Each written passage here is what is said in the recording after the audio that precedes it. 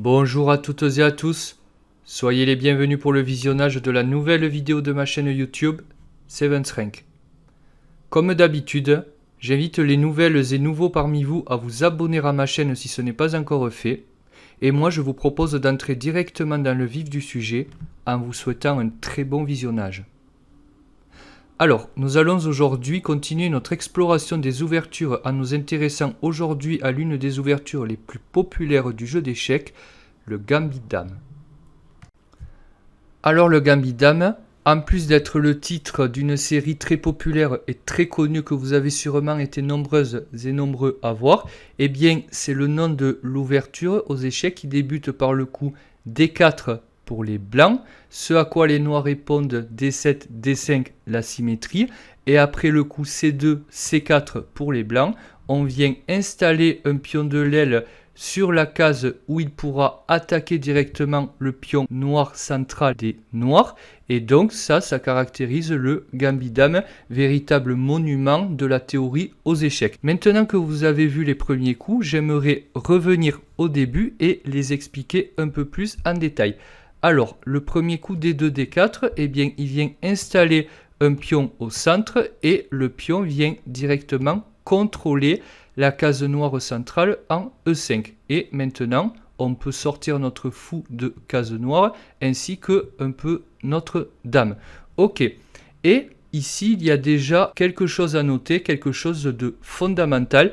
Eh bien, c'est la petite différence entre le pion D4 et le pion en E4 quand il est joué. Alors je dis petite différence parce qu'elle n'a pas l'air énorme. Après tout, le coup E4 vient lui aussi installer un pion au centre et taper sur la case blanche centrale en D5.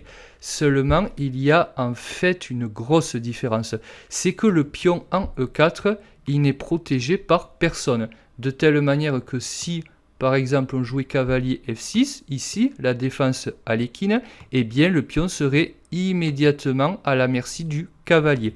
Tandis que le coup D4, lui, eh bien, le pion est protégé par sa dame. De telle manière qu'en fait, en jouant D4, on ne vient pas contrôler une seule case centrale, mais bien deux cases centrales, D4 et E5. Puisque le pion est protégé par sa dame.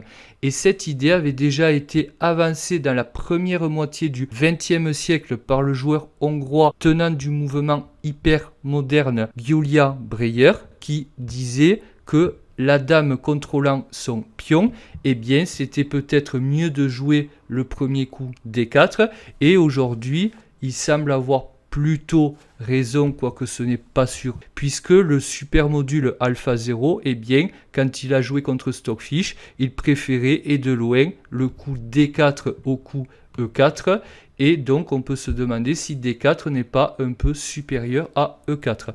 Le débat est ouvert, je vous laisse seul juge. Mais voilà, les noirs vont répondre D5, ils viennent eux aussi installer un pion soutenu par sa dame et ils viennent contrôler la case blanche centrale en E4. Et ça, quand on a joué D4, D5, eh bien ça introduit ce qu'on appelle les jeux fermés. Fermés pourquoi ?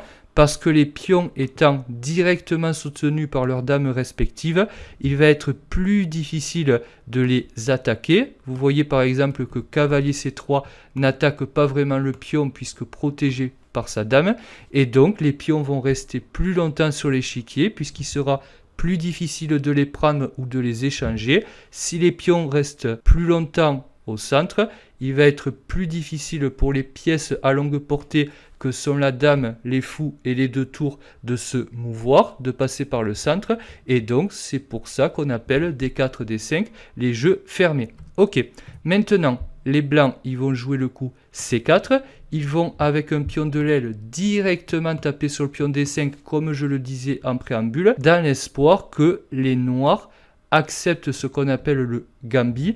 Alors un gambit, qu'est-ce que c'est ? C'est une ouverture dans laquelle on offre généralement un pion, voire plus de matériel, avec l'idée d'avoir des compensations. Les compensations, c'est quoi ? C'est un meilleur développement de pièces, c'est un meilleur positionnement de nos pièces, c'est donc un meilleur jeu de pièces, c'est un roc qui va arriver plus rapidement. Bref, on donne du matériel, mais dans l'idée d'obtenir quelque chose en retour. Ici, si les noirs prennent, et c'est le coup qu'on va étudier aujourd'hui, eh bien, qu'est-ce qu'on voit? Les noirs ont obtenu une majorité de pions à l'aile dame, qui vont essayer de pousser en fin de partie pour se créer un pion passé éloigné du roi qui normalement va faire le petit roc, donc à l'aile roi, et donc essayer de jouer là-dessus pour gagner la finale. Les blancs, eux, ils vont obtenir une majorité centrale, c'est-à-dire 2 pions contre 1 au centre, et ça, ils vont l'utiliser pour le milieu de partie, essayer d'attaquer le camp des noirs avec leurs pions, leur majorité centrale et leurs pièces.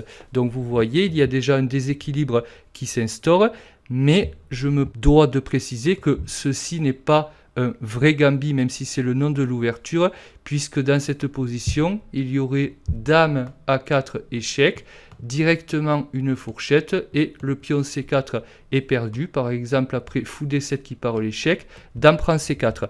Mais là où on traite cette ouverture à la façon d'un vrai gambit, eh bien c'est que après D prend C4, on va rarement sortir la dame qui est la pièce la plus puissante, je le rappelle, pour récupérer le pion, et on va plutôt chercher à récupérer le pion, par exemple au moyen de E4, qui sortirait le fou de case blanche, qui lui frayerait un passage, et par exemple on essaiera de récupérer le pion avec notre fou qui sera bien placé, la dame reste bien sagement derrière ses lignes, puis on sortira nos pièces, on roquera, donc classique.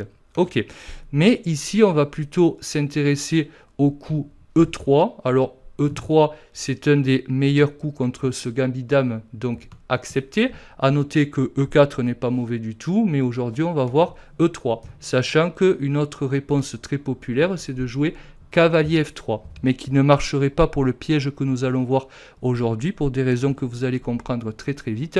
C'est qu'on a besoin de la case F3 pour une autre de nos pièces. Ok, et aujourd'hui, après E3, eh bien on va voir ce qui se passe si les noirs cherchent à s'accrocher à ce pion qu'ils ont pour l'instant en plus, et que les blancs vont essayer de récupérer avec leur fou F1. C'est une des grandes idées de E3.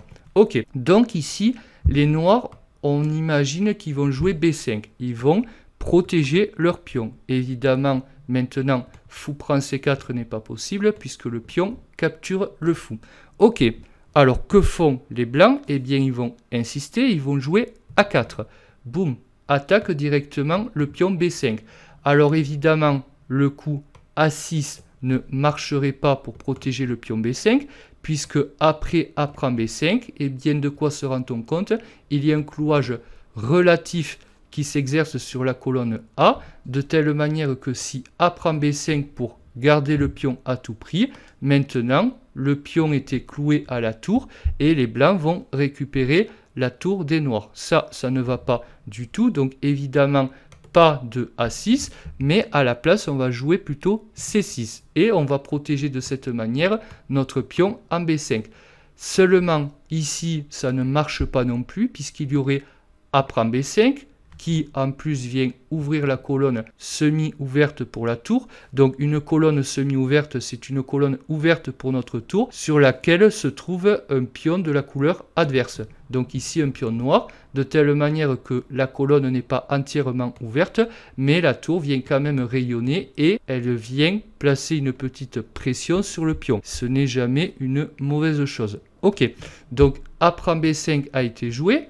Bon, eh bien les noirs s'entêtent, C prend B5 continue de protéger le pion, et maintenant je vais vous laisser mettre la vidéo sur pause pour trouver le coup qui caractérise ce piège d'ouverture que vous devez de connaître, surtout si vous jouez le gambit dame accepté avec les noirs qu'on vient de voir. Et je vous avais dit qu'on ne veut pas de cette case F3 pour le cavalier. Pourquoi ? Alors j'espère que vous avez réfléchi, et ici cette case on la veut pour notre dame, puisque la dame vient en F3 attaquer la tour A8 des noirs, et on voit que cette tour elle est prise au piège, et le seul moyen de sauver cette tour serait à la place de donner le fou, mais après dame prend B7, cavalier D7 pour protéger la tour avec la dame, eh bien les noirs ont quand même perdu une pièce. Alors ils n'ont pas perdu une pièce majeure, les 5 points de la tour, mais ils ont perdu le fou qui vaut 3 points. Dans tous les cas, c'est une pièce de moins pour les noirs, et ça ne pardonne pas. Voilà, cette vidéo est maintenant terminée, j'espère qu'elle vous a plu. Si c'est le cas, n'hésitez pas à la liker en laissant un petit pouce bleu. Je vous invite à vous abonner à ma chaîne si ce n'est pas encore fait. Et moi je vous dis à très bientôt pour un prochain piège d'ouverture. Ciao ciao!